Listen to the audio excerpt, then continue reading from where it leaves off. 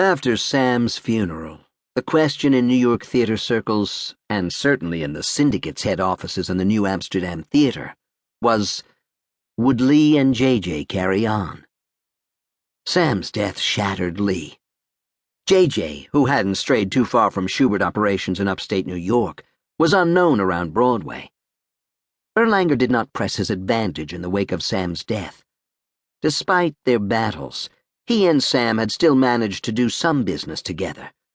The theater was a small world, and they were bound to become involved with each other one way or another. A few months after Sam's death, Lee asked to meet with Erlanger. He told Erlanger neither he nor J.J. had any desire to keep the war going, according to Jerry Stagg, author of The Brothers Shubert. They didn't even want to expand the empire anymore, and would consider selling some of their theaters to Erlanger. Without Sam at the helm, Lee and J.J. were adrift. The white flag waving across his desk, Erlanger could have reached out and grabbed it. There were just a couple of details to hammer out. Sam had a contract with his beloved friend Belasco stipulating that in some cities, Shubert theaters would book upcoming Belasco productions. Lee asked Erlanger to honor the contract. "I don't honor contracts with dead men," Erlanger said. Lee turned pale with rage and stalked out. Stagg writes, Lee told J.J. what Erlanger had said. J.J. replied, "We'll kill the son of a bitch."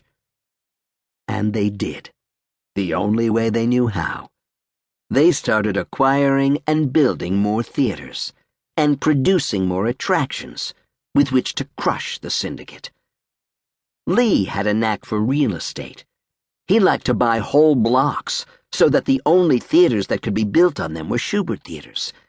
He acquired land between 44th and 45th Streets behind the Astor Hotel and built the Booth Theater and the Sam S. Shubert Memorial Theater. Memorial eventually would be dropped because it made the place sound more like a tomb than a theater. A little thoroughfare ran between the hotel and the theaters. The Astor owned one half and the Shuberts the other. In time, the thoroughfare would become known as Shubert Alley, the heart of the Broadway theater district. The Shuberts still own half of it. The other half once belonged to real estate magnate Jerome Minskoff, who tore down the Astor Hotel in 1968 and built One Astor Plaza, which contains the Minskoff Theater. Shubert Alley is a private street. The Shubert Organization allows pedestrians to cut through the alley, and limousines that ferry Shubert executives around town are parked there.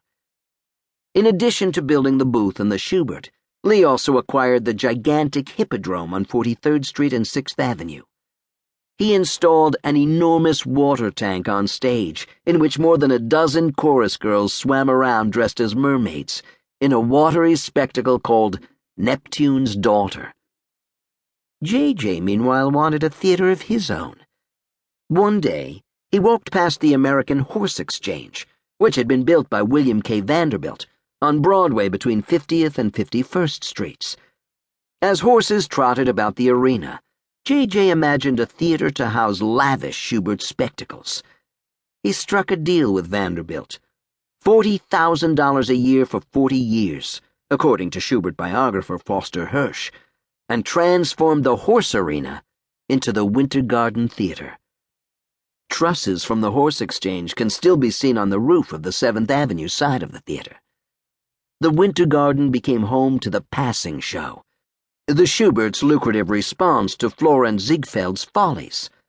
The Passing Show, which ran from 1912 to 1924, was, of course, over the top. Each show featured what was always called a bevy of scantily clad showgirls who paraded up and down a runway that stretched into the audience. The runway was dubbed the Bridge of Thighs.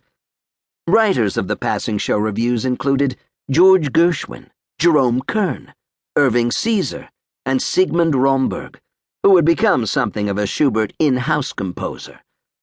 But J.J.'s most significant discovery was Al Jolson, who appeared in the first Passing Show in